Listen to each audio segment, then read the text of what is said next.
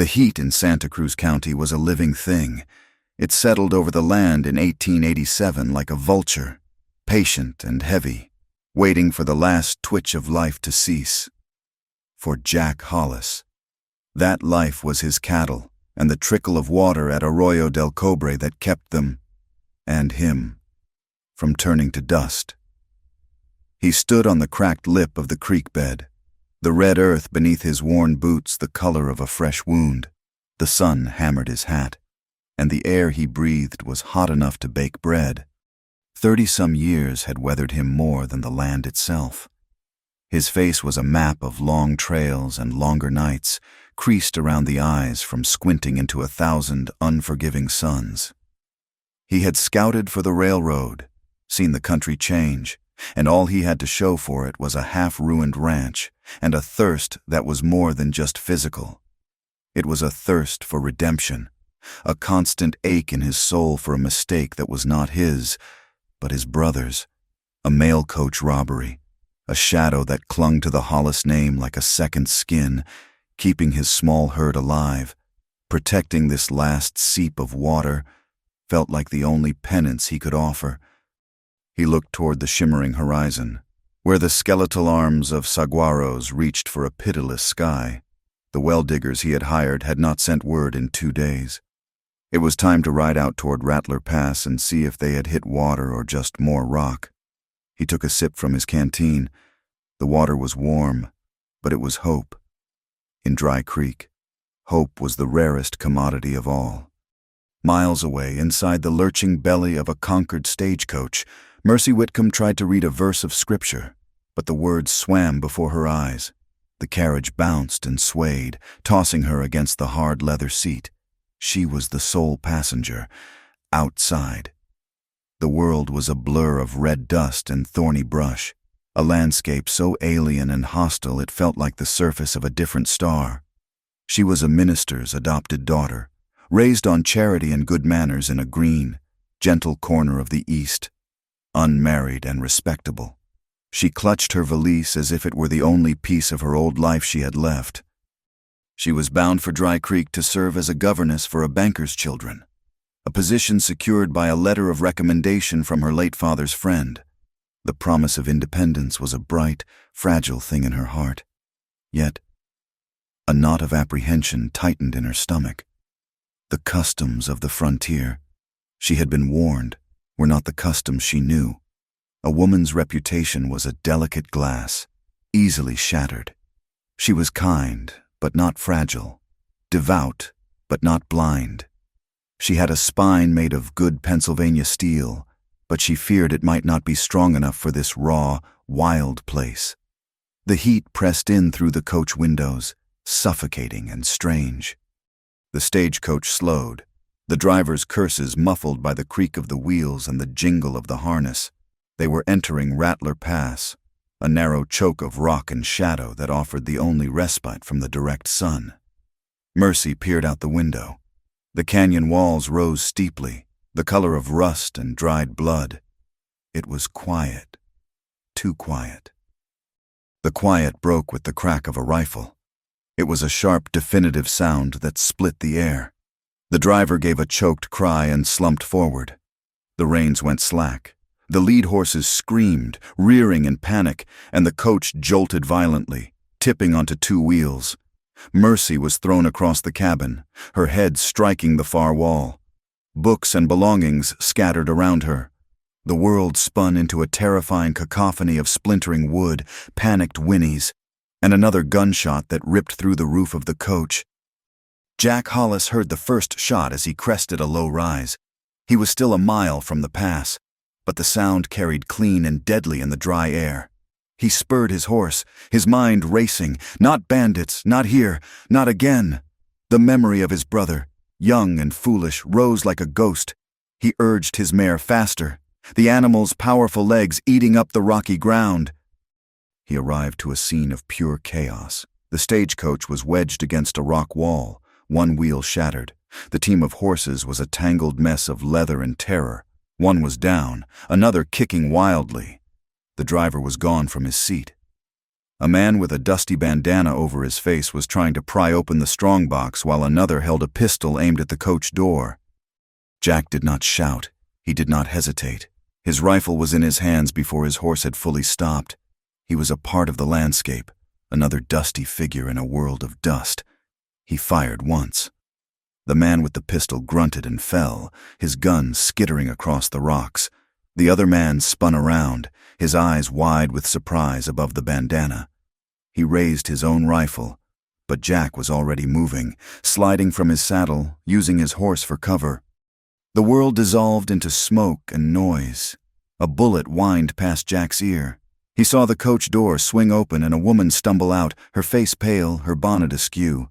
She looked lost, a dove in a hawk's nest. The second man fired at her. Jack's own shot answered a split second later.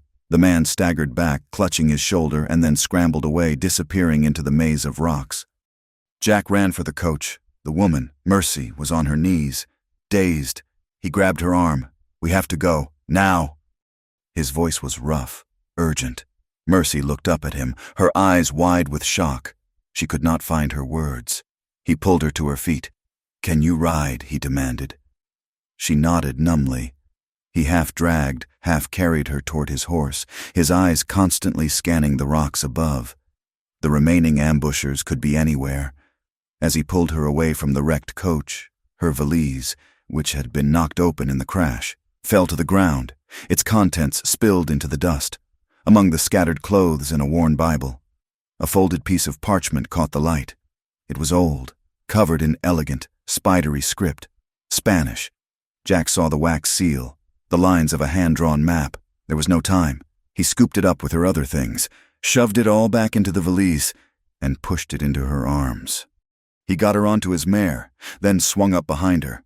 "Hold on," he ordered, and kicked the horse into a gallop, not back down the main trail, but up a steep, narrow path hidden behind a curtain of sun-bleached rock. An old native trail he had learned long ago. It was their only chance. They rode until the horse was lathered and blowing hard, until the sounds of the pass were a distant memory. He finally reined in on a high mesa that overlooked the vast, empty desert. The silence was as profound as the earlier noise had been.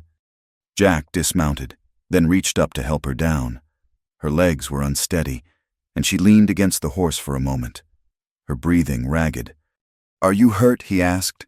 His voice was softer now. She shook her head, though her temple was beginning to throb where she had hit it. "The driver," she whispered. "Is he?" "I do not know," Jack answered honestly. "There was no time to check. My guess is they will be back." He scanned their back trail. Nothing moved. He looked at her properly for the first time. She was younger than he had thought, with a strength in her jaw that her frightened eyes could not hide. "You are a long way from home, ma'am." "My name is Mercy Whitcomb," she said, her voice gaining a little strength. "I was on my way to Dry Creek." "Jack Hollis." He offered no more. The Hollis name was already a complication. Dry Creek is still a good walk from here. We cannot risk the main trail. A sudden gust of wind swept across the mesa, whipping her hair across her face and stinging their eyes with fine red dust. The air grew thick, the light turning a sickly yellow. Jack looked to the west, his expression hardening. "Trouble," he muttered. "A big one." Mercy followed his gaze. The horizon was disappearing, consumed by a roiling, brown wall that stretched from the earth to the sky. A sandstorm. "We need to find shelter," he said, his voice grim. "And we need to do it on foot. The horse will not make it through that. Not with two of us." He turned to her, his gaze direct. "This is going to be hard. We have to leave the horse and cross that field of cholla before the storm hits. It is our only way to avoid them circling back on us." The hope he had carried in his canteen felt very small now. He saw the fear in her eyes, but he also saw a flicker of something else. Resolve. The same stubborn resilience he saw in the saguaro skeletons that dotted the landscape. Refusing to fall. The desert had a way of showing you what you were made of. Mercy Whitcomb, he reckoned, was about to find out. The hot wind howled, a prelude to the coming fury. and the world began to disappear into dust. The wind came first as a whisper, a sigh across the sand that made the cholla tremble. Then it was a moan, a rising chorus that picked up grit and flung it against their faces. Within minutes, the world was gone, swallowed by a solid, suffocating curtain of brown. The sun vanished, the sky vanished. There was only the roar of the storm and the sting of sand that found its way into their eyes, their mouths, their lungs. Jack pulled his bandana up over his nose and mouth, then tore a strip from his spare shirt for Mercy. "Tie this on," he yelled over the gale. "Keep your head down and stay right behind me." She did as she was told, her heart pounding a frantic rhythm against her ribs. She could barely see his boots in the swirling chaos, a foot in front of her. They moved blindly, bent low against the wind. Their world shrunk to a few square feet of treacherous ground. Every step was a guess. A loose rock, hidden by the shifting sand, rolled under Mercy's foot. She cried out as a sharp, searing pain shot up her leg. She crumpled to the ground, the valise flying from her hand. Jack was back in an instant, a solid, reassuring presence in the maelstrom. "What is it?" "My ankle," she gasped, the word torn away by the wind. "I think I twisted it." He knelt, his hand gently probing the joint through her boot. She winced. It was already beginning to swell. He looked at her, then at the raging storm. There was no choice. Arguing would be a waste of breath they did not have. Without a word, he retrieved her valise, slung its strap over his own shoulder, and then lifted her into his arms. She was lighter than he expected, but as the minutes turned into what felt like hours, her weight became a leaden burden. He trudged on, his own muscles screaming in protest, his only guide the faint outline of a low ridge he had spotted before the storm hit. He knew this land. He knew that beyond that ridge lay the ruins of the old San Isidro mission, the only possible shelter for miles. It was their one chance. The sand scoured his skin, and the wind tried to tear her from his arms. He could feel her shivering, not just from the eventual chill that would follow the storm, but from shock and fear. He held her tighter, his face set in a grim mask of determination. He was responsible for her. The thought was an unwelcome weight, heavier than the woman in his arms, heavier than the guilt he carried for his brother. It was a simple, frontier truth. He had taken her from the wreck. She was his to protect until he could deliver her to safety. Night fell, though it was impossible to tell where the storm ended and the darkness began. The temperature dropped with the swiftness of the desert. The howling wind was now a cold, biting thing. Jack's strength was failing. Each step was a monumental effort. He stumbled, catching himself just before he fell. He needed to rest, just for a moment. He shifted her weight, preparing to set her down on a patch of ground that seemed slightly more sheltered by a rock outcropping. As he began to lower her, she spoke, her voice thin but surprisingly clear against the wind's roar. It was not a plea or a cry, but a statement, delivered with a strange, shaky formality that was utterly out of place in their desperate situation. "Put me down or marry me," the Virgin said. For a second, Jack was certain he had misheard her, that the wind was playing tricks on his ears. He looked down. Her face was a pale oval in the gloom, her eyes wide and serious. She was afraid. He could see that. But she was also proud. The words were a shield, a desperate attempt to hold onto the only thing she had left in this wild place, her honor. The absurdity of it, the sheer, stubborn propriety, struck him as both heartbreaking and ridiculous. A dry, rasping laugh escaped his throat. "You mind your manners even in a sandstorm," he said, his voice hoarse. He did not set her down. He adjusted his grip, pulling her closer for warmth, and pushed on. "I will get you to town safe," he promised, the words a vow made to the storm itself. "We can figure out the rest then." Finally, he saw it. A dark shape against the lesser dark of the sky, a crumbling wall. San Isidro. He staggered the last few yards and practically fell with her into the relative quiet of a roofless chapel. The wind still shrieked above them, but the old adobe walls broke its force. He gently set her down, her back against the altar, which was little more than a pile of collapsed bricks. He slumped to the ground beside her, every muscle aching, his lungs burning. For a long time, neither of them spoke. They just listened to the storm rage outside their sanctuary. Thirst was a fire in their throats. Jack uncorked his canteen and handed it to her. There was only a swallow left. She drank half and passed it back. He finished it, the single mouthful doing little to quench the fire. "Thank you," she whispered. He only nodded, too tired to speak. In the deep darkness, the social chasms between them seemed to dissolve. They were just two people, cold and thirsty, trying to survive the night. He could feel the weight of her gaze, the unspoken questions hanging in the air. What would happen when morning came? What would people say in a town like Dry Creek? A woman's reputation could be ruined by less. He felt a familiar anger rise in him, not at her, but at the cruel arithmetic of the world, where a woman's virtue was a currency she could lose through no fault of her own. As the storm began to subside, a sliver of moon found a break in the clouds, casting a ghostly light into the ruined chapel. Jack got to his feet and began to explore their refuge. A broken bell lay half buried in the sand near the entrance. The floor was littered with debris, but in the center of the nave, he saw a circle of flat stones that was different from the rest of the floor, a well cap. Together, they managed to pry it loose. The air that rose from the darkness below was cool and damp. Hope, sharp and sudden, pierced through their exhaustion. Jack found a length of old rope near the bell and lowered the canteen down into the blackness. It came up blessedly heavy.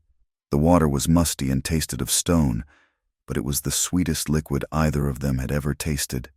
After they had drunk their fill, Jack soaked the strip of cloth he had given her and gently began to clean the grime from her face and hands. She submitted without protest, her eyes closing at the simple, human comfort of it. He then tended to her ankle, carefully removing her boot and binding the swollen joint with the same cloth. His touch was sure and impersonal, yet an undeniable intimacy existed in the act, a silent acknowledgement of their shared vulnerability. As Mercy watched him, her gaze fell upon the stone rim of the well. The moonlight illuminated a carving on one of the stones, a simple, stylized design of a bird with a serpent in its beak. Her breath caught in her throat. She fumbled with the latch on her valise, her hands shaking slightly. She pulled out the old Spanish parchment, the land grant that had fallen out by the coach. She unfolded it carefully, there in the corner, next to the signature of a Spanish governor from a century before, was the very same symbol, the bird and the serpent. She looked from the map to the well, her mind racing. It was not a coincidence.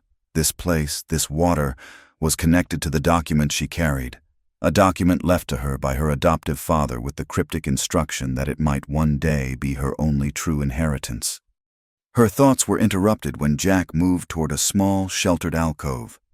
There was a single grave there, marked by a weathered wooden cross. He held up a lit match, its flame flickering in the stillness. The name carved into the wood was barely legible Doña Lupe Montoya. Below it, the inscription read, "She gave water in a thirsty land." A forgotten story, a forgotten act of justice. The storm had passed. The silence of the desert night descended, vast and profound. Jack sat with his back against the wall, his rifle across his lap, watching the entrance. Mercy, her ankle propped on a stone, drifted into an uneasy sleep. Her mind filled with images of ambushes, sandstorms, and a mysterious symbol that tied her to this ruined chapel and its silent grave. She was afraid, not just of what tomorrow would bring, but of the strange, unbidden sense of trust she felt for the quiet, weary man who had carried her through the storm. For his part, Jack did not sleep. He kept watch. The weight of his promise and the ghosts of his past, his only companions in the long, cold hours before dawn. The first hint of light painted the eastern sky in shades of pale rose and gray. The air was clean, washed by the storm. Jack stood and looked out over the desert, It looked new, untouched. He turned back to Mercy. She was awake, her eyes clear. "We should go," he said softly, "before the sun gets high." He helped her to her feet. She tried to put weight on her injured ankle, but gasped in pain. It was no use. She could not walk. He looked at her, and she looked back at him, her expression a mixture of apology and resolve. He did not need to say anything. He simply bent down, slung her valise over his shoulder, and lifted her into his arms once more. He carried her out of the chapel and began the careful descent down the rocky hill toward the trail that led to Dry Creek. The dawn was beautiful, a promise of a new day. But as they cleared the last of the rocks and the town came into view in the valley below, the promise died. Waiting for them on the trail, sitting calmly on their horses as if they had been expecting them all along, were 3 men. In the center was Deputy Goss Decker, his face a mask of smug satisfaction, a silver star glinting on his chest. He was flanked by 2 hard-faced men Jack recognized as belonging to Silas Reed. They had not been looking for them at all. They had simply been waiting. Deputy Goss Decker's smile was as thin and sharp as a shard of glass. He sat on his horse, flanked by his men, and looked at Jack Hollis carrying Mercy Whitcomb as if he were admiring a prize hog. The morning sun cast long shadows down the single dusty street of Dry Creek, and from every doorway and window, eyes were watching. The town was waking up not to the smell of coffee and bacon, but to the scent of scandal. "Well now, Hollis," Decker said, his voice loud enough for the whole town to hear. "Looks like you had a busy night. Found yourself some trouble out in the desert." Jack's jaw tightened, but his expression did not change. He walked past them without a word, his stride steady despite the woman in his arms. He could feel Mercy tense, her body rigid with humiliation. He felt a surge of protective anger so fierce it almost choked him. He was heading for the only respectable lodging in town, the boarding house run by Maybelle Parsons. He kicked open the door without knocking. Maybelle, a woman built like a stack of flour sacks with a heart twice the size, was sweeping the floor.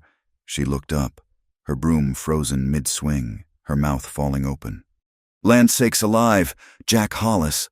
What in tarnation!" she exclaimed, her voice booming through the small house. She rushed forward, her eyes wide as she took in Mercy's pale face, torn dress and swollen ankle. "You poor dear, what happened to you?" "Stage was ambushed," Jack said, his voice low and gravelly. "She needs a room and a doctor for her ankle." Maybelle's gaze flickered from Mercy to Jack and back again, her mind working faster than a telegraph key. "Ambushed. And you 2 were out there all night?" The questions were innocent, born of a genuine, bustling concern, but they hung in the air like dust motes in a sunbeam, visible to everyone. The damage was done. Jack set Mercy down gently on a horsehair sofa. "We were caught in the storm," he said, the words clipped. "Of course, the storm." Maybelle clucked, already bustling to fetch water and bandages. "A terrible one. You are lucky to be alive, the both of you." She was a good woman. But her tongue was hinged in the middle and wagged at both ends. Before the doctor had even arrived, the story was all over Dry Creek. The new governess had spent the night in the desert with the reclusive rancher, Jack Hollis. The details of the ambush were a footnote. The speculation about the night was the headline. Later that day, Jack walked into the general store to settle his feed account. The place went quiet. Men who had known him for years suddenly found fascinating things to look at on the shelves. Silas Reed was there, inspecting a display of new shovels. He was a man who looked out of place in the dust, his suit clean, his boots polished. He represented the railroad and the mining interests, a force of nature more relentless than any sandstorm. He approached Jack with a smooth, predatory grace. "Mr. Hollis," he said, his voice low and confidential. "A word, if I may." They stepped outside into the blinding sun. "I hear you had some excitement," Reed began. "You hear a lot of things," Jack said. Reed smiled, a sterile expression that did not reach his eyes. "Dry Creek is a small town. I also hear that this drought is hitting you hard. Your account here, Your tab at the saloon. It adds up. I am a reasonable man. I am prepared to clear your debts. All of them. Jack watched a dust devil spin down the street. What is the price? The price is progress, Reed said. The railroad needs reliable water. That little trickle on your property. The Arroyo del Cobre is more valuable than you think. Sign over the water rights to my company, and your financial troubles disappear. Think of it as a gesture of civic cooperation. Jack looked Reed in the eye. That water keeps my cattle alive. It is not for sale. Everything is for sale. Hollis, Reed said, his voice hardening slightly. It is just a matter of finding the right currency. Consider my offer. Jack turned and walked away without another word. The refusal was absolute. He had not gone 20 yards before Deputy Decker stepped out from the sheriff's office to block his path. Hollis, we need to talk. Decker's hand was resting on the butt of his pistol. The sheriff and me, we have been looking at some old files about that mail coach robbery a few years back, the one your brother was involved in. Jack stood still. The midday heat seemed to intensify. My brother is dead. He is, Decker agreed with false sympathy. But the case was never officially closed. There were loose ends, whispers that he did not act alone. A man looks just like his brother. Sometimes. He let the insinuation hang in the air. Now, Mr. Reed is a friend of this town. He wants to help us all prosper. A man who stands in the way of that, well, he might find people start looking at him a little closer. They might start remembering things. Sign the papers for Reed. It would be a shame for all that old trouble to come back on you. Sheriff Tom Laird appeared in the doorway of his office. He was a decent man, worn down by years of trying to keep the peace in a place that preferred conflict. He looked at Jack, then at the dusty ground. A silent admission of his own powerlessness. Jack knew the sheriff was caught in Reed's web, a ledger book of debts, his own jail cell. Meanwhile, Mercy was having her own confrontation. Her ankle, tightly wrapped, rested on a stool in her new room at Maybell's. She had sent a note to her prospective employer, Mr. Edwin Pike, the town banker, explaining her delay. He had arrived in person, a portly man with a gold watch chain stretched across his vest and an air of pious self-importance. Miss Whitcomb, he began, after listening to her truncated account of the ambush, this is a most unfortunate situation. Most unfortunate indeed. He cleared his throat. Dry Creek is a God-fearing community. We hold ourselves to a high standard of moral conduct. The governess to my children must be above reproach. I assure you, Mr. Pike, my conduct has been nothing but— He held up a fleshy hand. I am not making any accusations, but you must understand the appearance of impropriety, a young, unmarried woman spending a night unchaperoned with a man like Jack Hollis, a man with a certain reputation. Mercy's spine stiffened. Mr. Hollis saved my life. Perhaps, Pike conceded. But perception, my dear young lady, is reality. The town council must approve your appointment. As things stand, with these rumors, it would be difficult, impossible, even— He leaned forward, his voice dropping to a conspiratorial whisper. However, I am the chairman of that council. I believe in second chances. I would be willing to speak on your behalf, to personally vouch for your character, on one condition. And what is that? Mercy asked, her voice cold. That you cease all association with Mr. Hollis, publicly. Make it clear that you want nothing more to do with the man. Your reputation and your employment depend on it. He was offering her a cage disguised as a sanctuary, security in exchange for her gratitude, her integrity. The choice was a bitter pill. To stand by the man who had rescued her meant ruin. To save herself meant betraying him and her own sense of justice. When Pike left, she felt more trapped than she had in the sandstorm. She sat by the window, watching the dusty life of the town, feeling the weight of its judgment. Frustrated and cornered, she opened her valise and took out the old Spanish land grant. It was something to focus on, a puzzle to distract her from her impossible dilemma. She smoothed the parchment on her small table, tracing the lines of the map with her finger, She saw the drawing of the mission, San Isidro, and the symbol of the bird and serpent by the well. A light tap came at her door. A young girl entered, carrying a tray with a bowl of stew. She was small for her age, with bright, intelligent eyes and long, dark hair. "Mrs. Maybelle sent this," the girl said shyly. "She said you need to eat to get your strength back." "Thank you," Mercy said with a small smile. "What is your name?" "Nora." Nora's eyes fell on the map. She pointed a small finger at a series of small markings along a faint line leading away from the well. "My grandfather used to draw signs like that," she said softly. "That one means water that runs under the ground." Mercy looked closer. The markings were not Spanish script. They were something else, something older.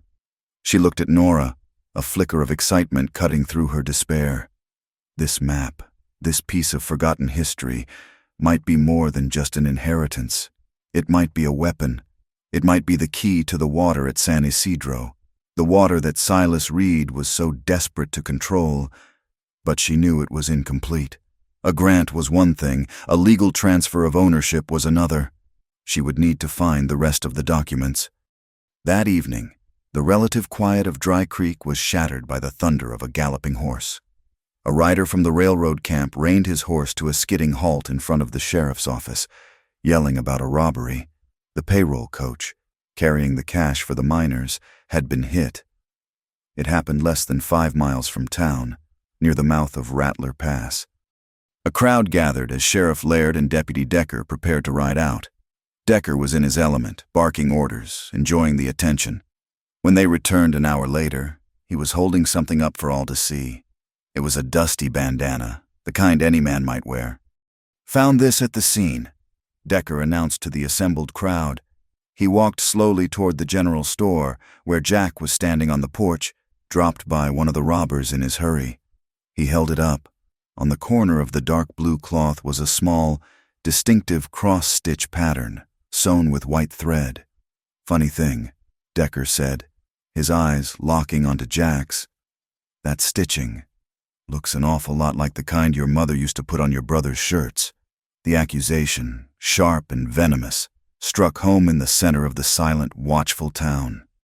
The jail cell in Dry Creek was a small, hot box that smelled of stale sweat and despair. Through the single-barred window, Jack Hollis could see a slice of the street and the unforgiving blue sky.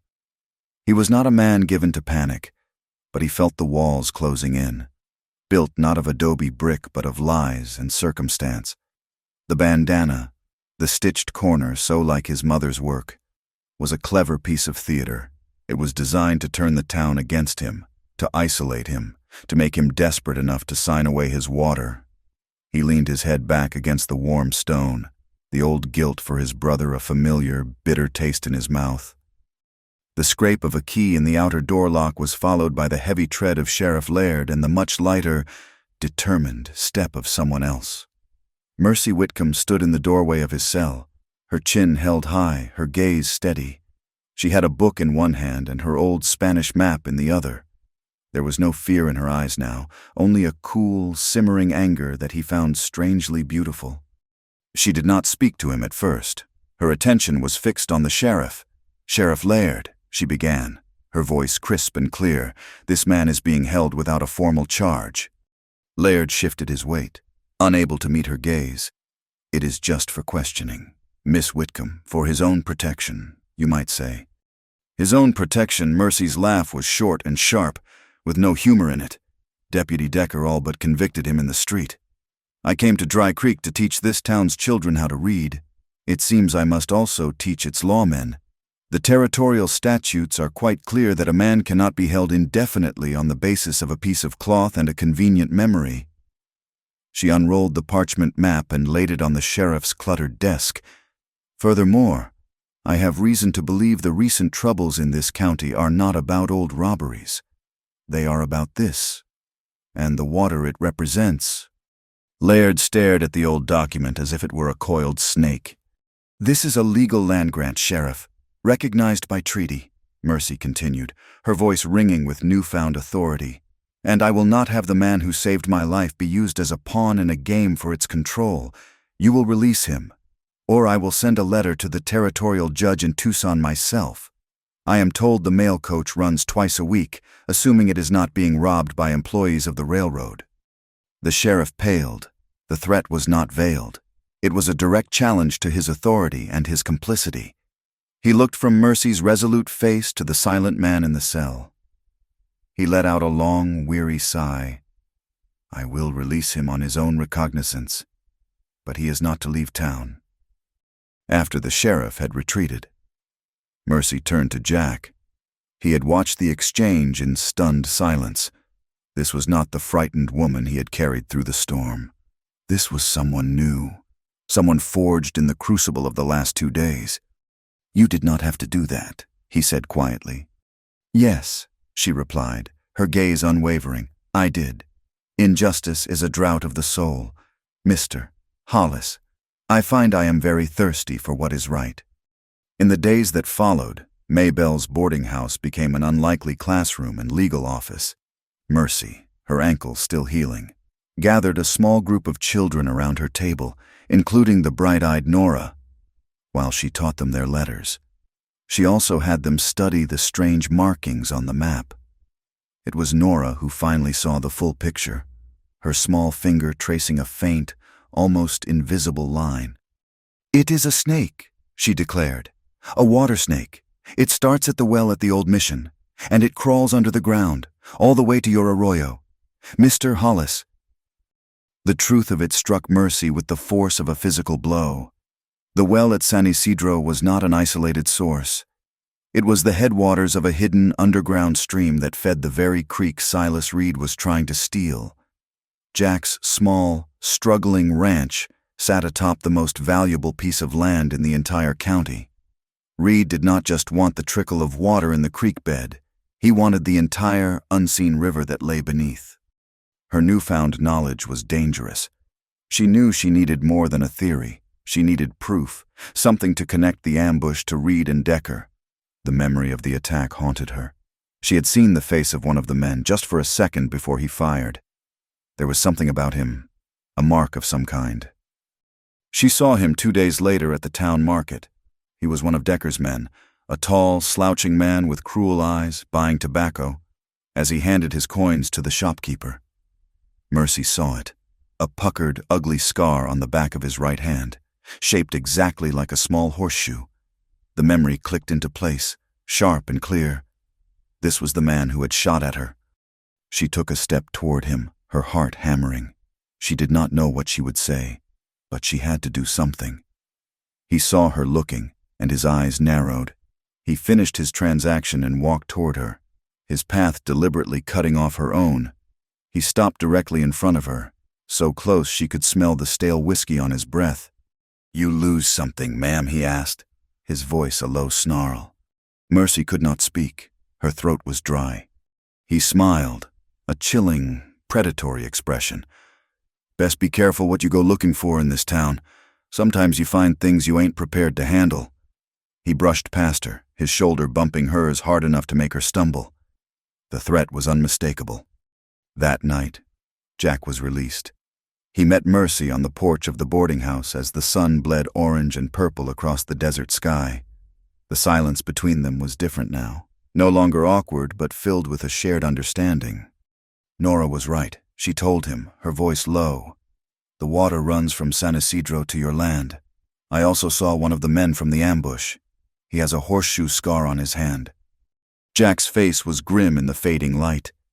"We need to be sure about the water. We need to see for ourselves." They rode out under a canopy of brilliant stars, the desert cool and quiet. Mercy rode a gentle mare borrowed from Maybelle. She was still unsteady in the saddle, and on a steep, rocky incline. The mare stumbled. Jack was beside her in an instant. He uncoiled the lariat from his saddle horn. "Here," he said, handing her one end. "Hold on to this. I will keep it taut.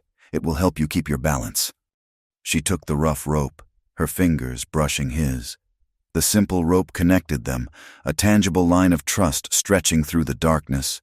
It was a promise, a commitment made without a single soft word. When they reached the ruined mission, Jack lit a lantern. They went straight to the well. He pointed to a section of the stone wall near the base. "Look here." In the lantern light, she could see it clearly, a dark, damp stain on the adobe, a line of moisture that seeped from the very rock. It was a sign of a constant, abundant source of water hidden just below the surface.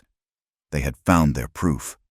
They stood there for a long moment, the lantern casting their long shadows against the crumbling walls. He was looking at her, not with pity or obligation, but with a raw admiration that made her feel seen for the first time since she had arrived. "You are not what I expected, Mercy Whitcomb," he said, his voice barely a whisper. "You are not what they say you are, Jack Hollis," she replied softly. The ride back was quiet. The lariat no longer needed. A bond had been forged between them, stronger than rope, tempered by shared danger and mutual respect. As they crested the last rise overlooking his small, dark ranch, however, the peaceful silence of the night was shattered. A strange, orange light flickered against the dark shape of his barn. The light grew, pulsing, and then a tongue of flame shot up into the night sky. "Fire!" Jack yelled, his voice raw with disbelief and fury. He dug his heels into his horse's sides, sending the animal lunging into a frantic gallop. Mercy followed, her heart leaping into her throat.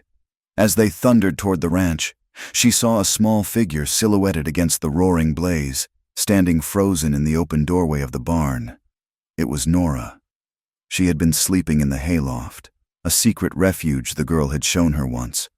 Before Mercy could even scream her name, a heavy timber from the burning roof crashed down, blocking the exit. The little girl was trapped inside. There was no thought, only a primal roar in Jack's ears that was louder than the fire. He threw himself from his horse before it had stopped, grabbing a wet saddle blanket as he ran. He plunged into the wall of smoke and heat, the world outside vanishing completely. Inside the barn, the air was a searing poison. Sparks rained down like angry stars, and the crackle of burning timber was deafening. He saw Nora huddled by a stall, her face streaked with soot and tears, her eyes wide with a terror so profound she could not make a sound. "Nora, come to me!" he yelled, his voice a raw rasp. She was frozen. The fallen beam blocked her only way out. Jack wrapped the wet blanket around his head and shoulders and charged the burning obstacle. He put his shoulder to the massive, smoldering piece of wood, his muscles straining, his boots slipping in the scattered hay. He heaved, the fire licking at his clothes, the smoke stealing the air from his lungs. With a final, desperate groan, he shifted it just enough to create a small gap. "Crawl through now," he commanded. The girl scrambled through the opening. Jack grabbed her, wrapped her in the blanket, and stumbled back out into the night, collapsing to his knees and gasping the clean, cool air. He looked up to see Mercy. She was not standing idle. She had seen the small herd of calves penned near the barn, their panicked bellows adding to the chaos, with a strength born of adrenaline. She had unhooked a long water trough from its posts and was using it as a lever, prying open the gate to their enclosure, herding them away from the flames and out into the open pasture. She worked with a frantic, focused energy, a partner in the fight, not a spectator. The sound of hoofbeats, too many for a single rider, cut through the noise of the fire. A posse, led by Deputy Decker, thundered into the ranch yard, their faces lit by the hellish orange glow. They were not there to help. Their guns were drawn. Hollis Decker's voice was triumphant. "Arson. Is it now on top of everything else? You are a busy man." Jack scrambled to his feet, pulling Nora behind him. There was no time to explain, no chance for reason. This was a trap, sprung and snapping shut. He looked at Mercy, his eyes wild. He did not have to say a word. She understood. She ran for her mare as he lifted Nora onto his own saddle. "Ride," he yelled, swinging up behind the girl. "Follow the old Yaqui trail into the hills." They plunged into the darkness, the shouts of the posse and the roar of his burning barn fading behind them. They rode hard, pushing the horses through the treacherous, rocky terrain of the backcountry. The desert, which had been their enemy just nights before, was now their only sanctuary. They did not stop until the horses were trembling with exhaustion, and the glow of the fire was a faint, angry pulse on the distant horizon. The night grew cold, a deep, penetrating chill that settled into their bones. Far off, the mournful howl of a coyote, or perhaps a wolf, drifted on the wind, a lonely and menacing sound. Nora, wrapped in the saddle blanket, had fallen into an exhausted sleep. Her small body slumped against Jack's chest. Mercy rode beside him, her face a pale mask in the starlight. She was swaying in the saddle, her endurance finally giving out. "We have to rest," Jack said, his voice low. He found a shallow cave carved into the side of a small canyon, a place sheltered from the wind. He helped Mercy dismount. As her feet touched the ground, she cried out softly and sagged against him. Her ankle, which had only just begun to heal, had given out completely. He looked down at her, her face etched with pain and exhaustion. The sight of her suffering, after everything she had endured, ignited something deep inside him. He remembered carrying her through the sandstorm, an act born of necessity, of a grim duty. This was different. This was a choice. He swept her up into his arms, the movement sure and steady. He carried her into the cave and set her down gently by the back wall, then went back for the sleeping child. He built a small, smokeless fire with dry mesquite he found nearby, the little cave filled with a warm, flickering light. He could see a thin trickle of water seeping from a crack in the rock at the back of the cave. A blessed sign of life. Nora slept on, oblivious. Jack sat tending the fire, watching Mercy. She was leaning back against the rock wall, her eyes closed, though he knew she was not asleep. The firelight danced on her face, softening the hard lines of her ordeal. Their shadows, large and intertwined, flickered on the stone wall behind them. She opened her eyes and looked at him, then at their joined shadow. A small, weary smile touched her lips. She drew a ragged breath, her voice barely a whisper, yet it filled the small space with a profound and heavy meaning. "Put me down or marry me!" The words were the same ones she had spoken in the storm, but they were entirely new. Then they had been a shield for her honor, a desperate piece of formality in a world of chaos. Now, spoken in the quiet sanctuary of the cave, they were something else, an acknowledgement, a question, a challenge. Jack's gaze met hers. The easy, cynical reply he might have given a week ago died in his throat. He saw not a naive girl from the East, but a woman of incredible strength and courage, a woman who had faced down lawmen and liars, who had fought fire and stood by him when the entire world had turned against him. He saw a partner. He moved to sit beside her, his voice low and rough with an emotion he could not name. "I am not putting you down," he said, "not ever again, unless it is to say I do before a preacher." They arrived in the small mission town of Tumacacori the next morning, a world away from the dust and deceit of Dry Creek. It was a peaceful place, with a white adobe church that had stood for 100 years, its bell tower reaching for a clear, gentle sky.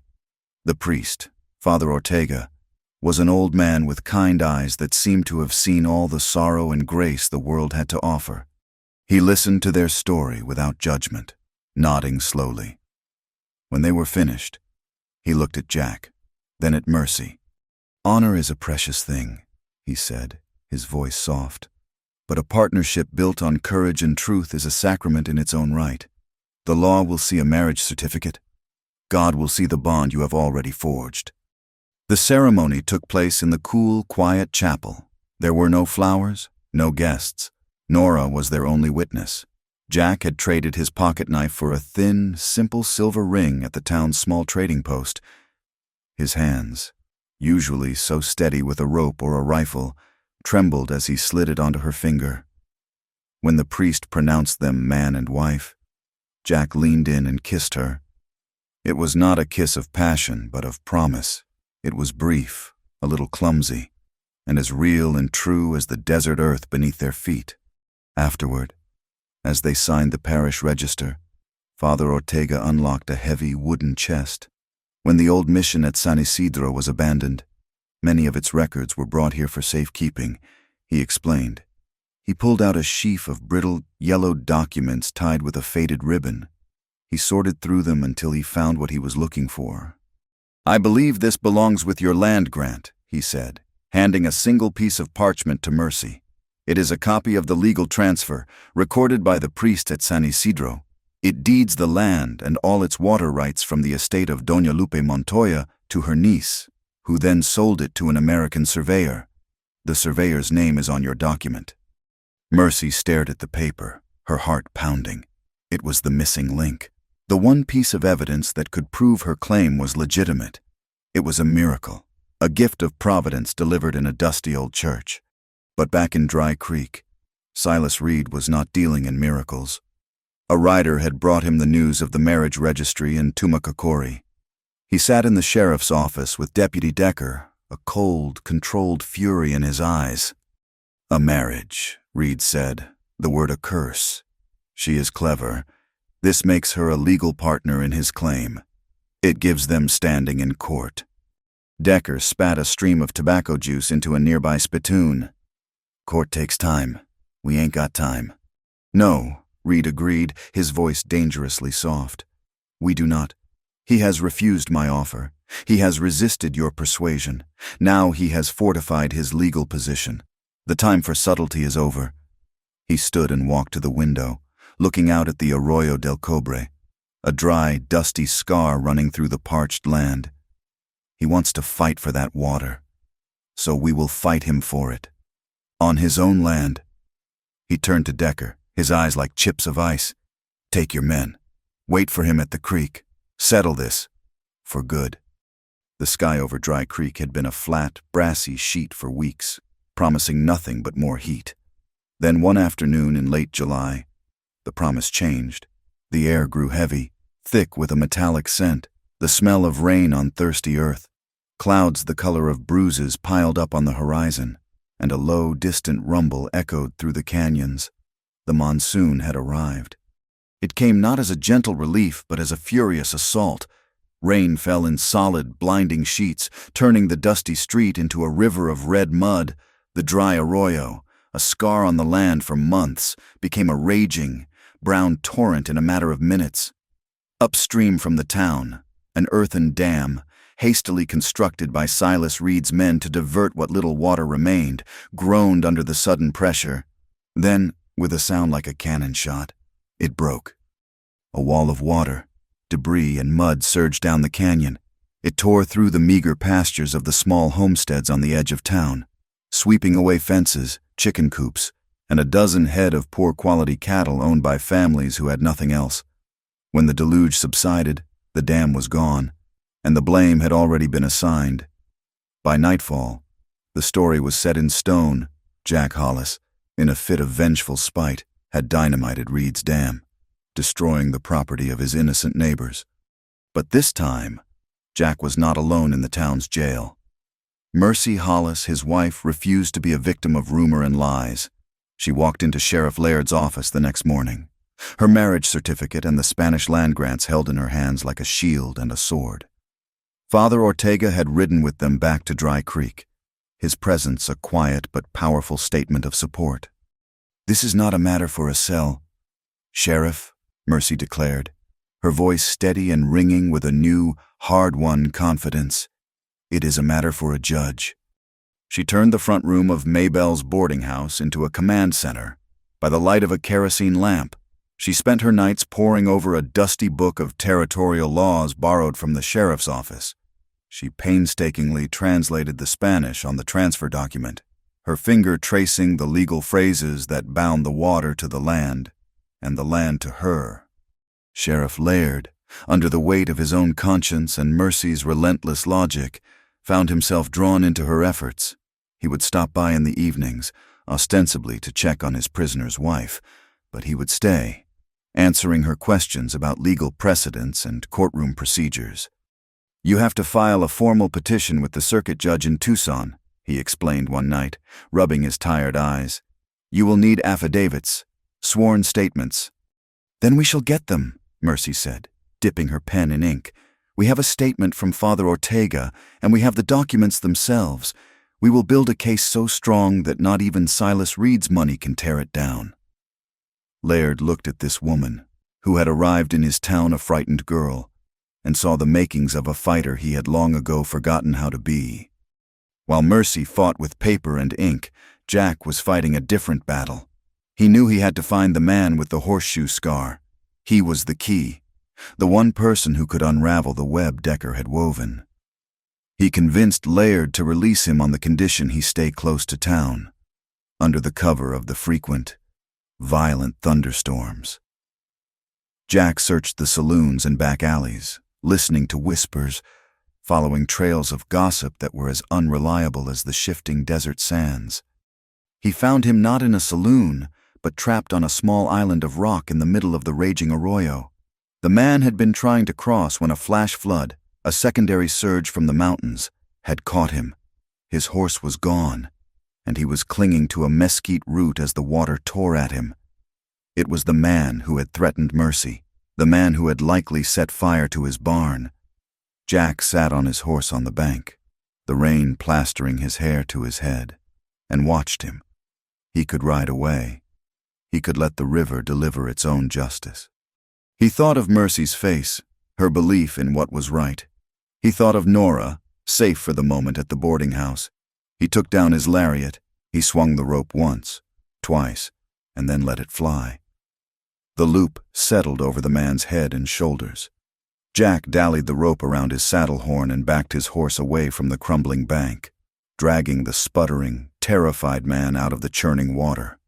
The man lay on the muddy ground, coughing up water, shivering and beaten. His name was Cale, when he could finally speak. He looked up at Jack, his eyes filled not with gratitude, but with a weary, hollowed-out despair. "Why," Cale rasped, "you should have let me drown." "I am not Decker," Jack said simply. "Now you are going to tell me everything." And he did.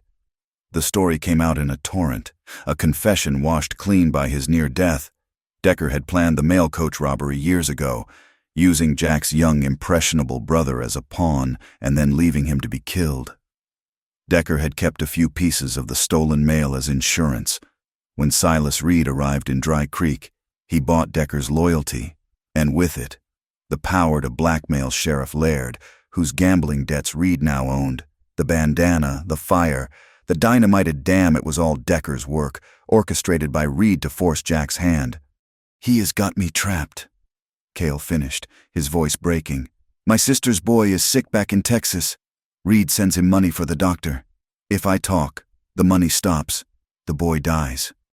The rain had softened to a drizzle as they spoke, but as night fell, the sky opened up again, unleashing a storm of biblical proportions. Back in town, the streets were canals, a drainage ditch that ran behind the boarding house, normally a dry trench, had become a deep, swift-moving river. Nora, who loved the rain, had been on the back porch, watching the water rush by. A section of the wooden railing, rotted and weak, gave way. With a small, terrified cry, she pitched forward into the muddy water. Maybelle's scream brought Jack and Mercy running from the front room. They saw the girl's head bobbing in the current, being swept rapidly downstream, without a second of hesitation. Jack launched himself into the ditch. The current was far stronger than he had anticipated. It seized him, tumbling him head over heels, the muddy water filling his mouth and eyes. He fought his way to the surface and saw Nora just a few feet away, her hands grasping uselessly at the churning water. He reached her, grabbing a fistful of her dress, but the current was too powerful. It was dragging them both under, pulling them toward a culvert downstream that would mean certain death. Mercy stood on the bank, paralyzed by terror for a frozen moment. Then she saw the lariat still coiled on Jack's saddle where he had left it. She ran, her skirts heavy with mud, and grabbed the rope. She had watched him use it, had felt its reassuring strength in her own hands on the ride to San Isidro. She did not know how to throw it properly, but she ran along the bank until she was ahead of them, and then she threw the entire coil, praying. The rope landed in the water just in front of Jack. He lunged, his fingers closing around the rough fibers. Mercy. The post, he roared. She understood. She wrapped the end of the rope around the thick corner post of a nearby fence, pulling it tight just as the full weight of Jack and Nora hit the end of the line. The rope snapped taut, a lifeline against the flood. Slowly, hand over hand. Mercy pulled, her muscles screaming, the rope burning her palms. She pulled them out of the current and into the shallows, where they collapsed onto the muddy bank, alive and safe. The storm passed as quickly as it had come. The next morning, the sun rose on a world washed clean. The floodwaters had receded, but they had left their mark, where the drainage ditch had overflowed its banks and cut across a corner of Jack's property. The torrent had carved a new channel, tearing away the topsoil. And there, glinting in the morning sun, was a sight that made the whole town fall silent. A new stream, clear and steady, flowed from a fresh fissure in the earth. The underground river, the secret of San Isidro, had been forced into the light. The proof was there for all to see, undeniable, a gift from the very storm that had almost taken everything. The court date was set. Mercy's petition, bolstered by the new evidence, and was undeniable. Cale, his conscience finally winning over his fear, had agreed to testify. Hope, for the first time, felt like a real and solid thing in Dry Creek. But on the evening before they were all set to ride to Tucson, Nora went to the general store to buy candy. She never came back. A small boy who had been playing in the street said he saw her talking to Deputy Decker. He saw the deputy lift her onto his horse and ride out of town, heading west, back toward the empty, unforgiving desert. The panic was a cold, sharp knife in Mercy's heart. One moment, the future had seemed as clear and bright as the new stream. The next, it was gone, swallowed by the same darkness that had haunted them from the beginning. Jack did not rage or yell. A terrifying calm settled over him, his face becoming a mask of stone, his eyes chips of cold flint. He knew where Decker was going. It was not about running. It was about making a final, desperate stand at the place where it all began. "He is at the arroyo," Jack said, his voice flat and devoid of emotion. He was already checking his rifle, his movements economical and precise. "You cannot go alone," Mercy pleaded, grabbing his arm. "I have to." He looked at her, and for a second, the mask cracked, revealing the raw fear beneath. "You stay here. You keep the law on our side." But Mercy had found her voice, and she would not be silenced, not even by him. As Jack rode out into the pre-dawn gloom, she did not weep. She marched to the sheriff's office. The land grants clutched in her hand. She found Tom Laird staring into a cold cup of coffee, the picture of a defeated man. "Deputy Decker has taken Nora," she said, her voice leaving no room for argument. "He has taken a child. I do not know what debts you owe, Sheriff, or what ghosts you are running from. But this is the moment Dry Creek decides if it is a town of laws or a bandit's roost. I am going to that arroyo, and the good people of this town are coming with me to bear witness." She did not wait for his answer. She went to Maybell's, waking the woman with a firm shake. She went to the blacksmith, the store owner, and Father Ortega. She did not ask them to bring guns. She asked them to bring their courage, to stand together and see justice done with their own eyes. A small, determined crowd began to gather in the street, their lanterns creating islands of warm light in the graying darkness. Dawn was breaking as Jack reached the Arroyo del Cobre. The first rays of sun touched the new stream, making it glitter like a silver ribbon. On the far side, near a cluster of rocks, was Decker. He had Nora in front of him, one arm clamped around her small body, a pistol pressed to her head. The girl was not crying. She was watching Jack with wide, trusting eyes.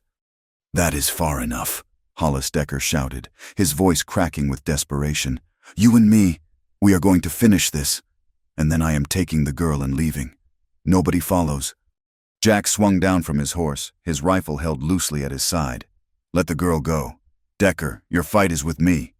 "My fight is with whoever gets in my way," Decker yelled, dragging Nora back toward the rocks. A shot rang out, not from Jack, but from Decker, It kicked up dust near Jack's feet, a warning. Jack dove for the cover of the creek bank, and the battle began. It was a duel of patience and nerve. Shots echoed in the morning air, chipping away at the rocks, whining through the mesquite. Jack fired sparingly, not wanting to risk hitting Nora, trying to get a clear shot at the man who held her captive. He was pinned down, unable to advance, unable to retreat. Despair, cold and numbing, began to seep into his bones. And then he heard it, the soft tread of many feet, the murmur of voices. He risked a look over the bank. At the edge of the arroyo stood a crowd. Mercy was at the front, her face pale but resolute. Beside her stood Sheriff Laird, his face grim. Behind them were Maybelle, Father Ortega, and 24 other citizens of Dry Creek. They stood in silent judgment. A jury of his peers assembled in the open air. The sight of them changed everything. The balance of power shifted. Mercy walked forward, alone, until she was standing in the open, her legal papers held before her like a proclamation. She held Nora's gaze for a long moment, sending a silent message of courage before turning her eyes to the sheriff. Sheriff Laird, her voice, clear and strong, carried across the creek bed. You wear a star given to you by the people of this territory. Today you must choose who you serve, the law that star represents, or the man who hides behind a child with a gun, law or guns. Sheriff today, Dry Creek chooses. Every eye turned to the sheriff. He stood frozen, the weight of the town's future and his own soul resting on his shoulders. She is lying. Decker screamed from behind his rock. It is all him, the robberies, the fire, all of it. He was unraveling, his composure shattering under the silent gaze of the town. As if in answer, a figure emerged from a cluster of cottonwoods downstream. It was Cale, the man with the horseshoe scar. He walked slowly into the open, his hands raised to show he was unarmed. His face was a wreck of shame and fear, but he walked with the straight-backed gait of a man who had finally made a decision. He is the liar, Cale said, his voice hoarse but carrying in the stillness. Decker. He planned the first mail robbery. He used Hollis's brother and let him die. He set the fire. I was there. He made me do it. Decker roared in denial, a wild, animal sound. He raised his pistol, no longer caring about Jack, his eyes wild with hate, fixed on the man who had betrayed him. From a ridge above the creek, another man watched the scene unfold. Silas Reed had a rifle, its stock resting on a steady rock. He had not planned for this. He had not planned for a public spectacle, for confessions, for the town itself to rise up. He saw his control, his power, his entire enterprise collapsing into chaos.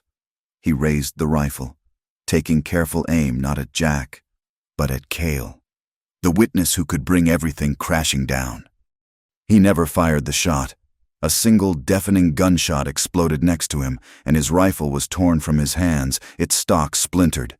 Sheriff Tom Laird stood not 10 feet away, his own pistol smoking, his face no longer a mask of weariness but of cold, hard authority. It is over, Reed, the sheriff said. Down in the arroyo, the sheriff's shot was the signal that broke the spell. Decker, seeing Reed disarmed, finally broke. He shoved Nora away from him and made a mad scramble for his horse. Jack was faster. He burst from cover, not with his rifle, but with the lariat that still hung coiled on his saddle. The rope flew through the air in a perfect, practiced loop, settling over Decker's shoulders and pinning his arms to his sides. Jack pulled it tight, and the deputy fell hard into the dust. The confrontation, which had begun as a gunfight, was over. It had become a trial, and a verdict had been rendered. A few days later, the circuit judge arrived from Tucson. The official proceedings were a formality, with Cale's testimony, the land grants, the marriage certificate, and the witness of the newly flowing stream itself. The case was clear. The water rights to the Arroyo del Cobre, fed by the underground river from San Isidro, were legally affirmed to Jack and Mercy Hollis, not as a private holding, but as a resource to be managed in trust for the community.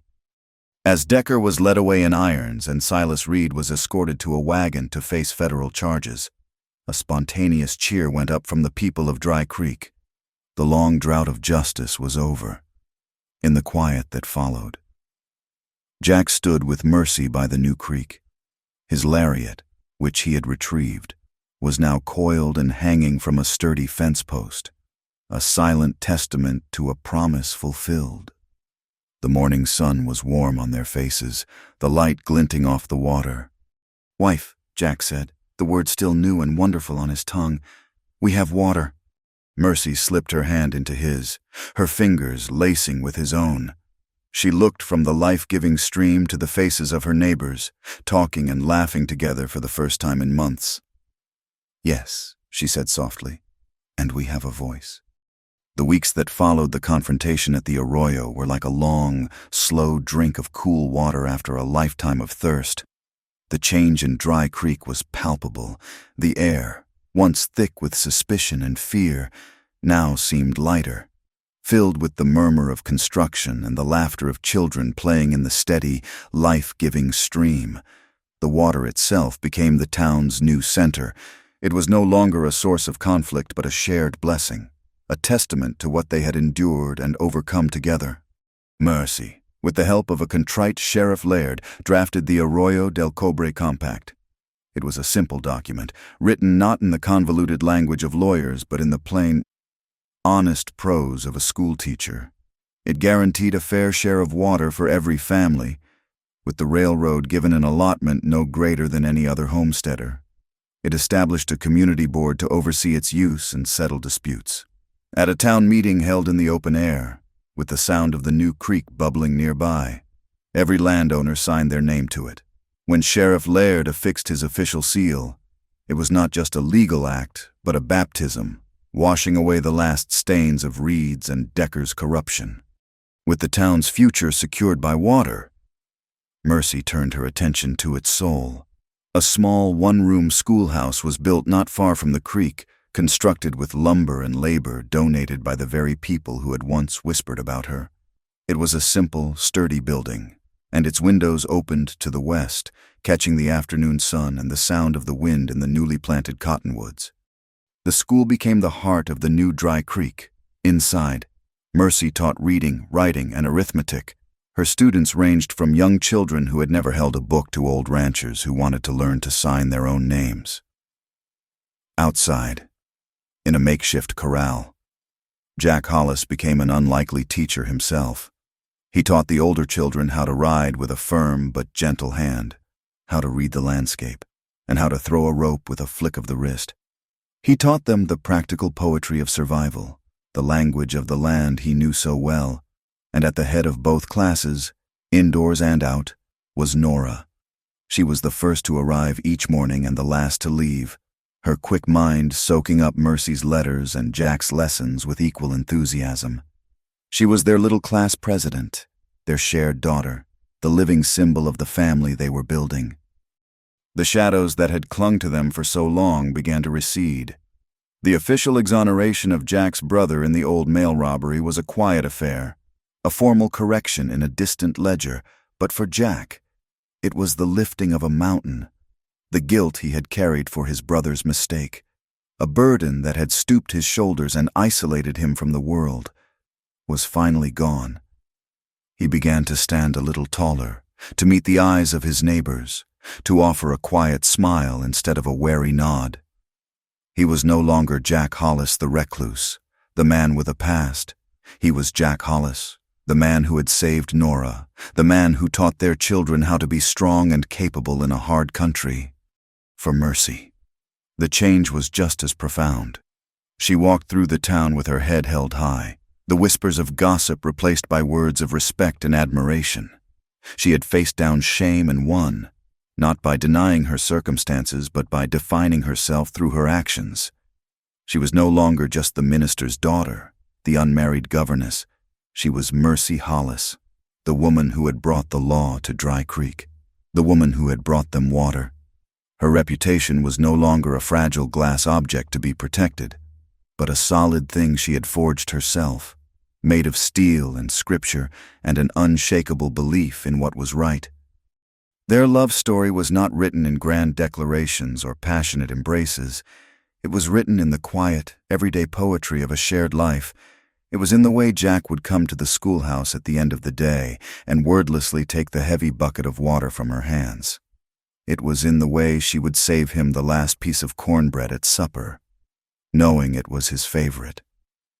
It was in the moments they would sit on the porch of the small, rebuilt ranch house, watching the sunset paint the desert in colors of fire and rose, the silence between them as comfortable and deep as the star-filled sky.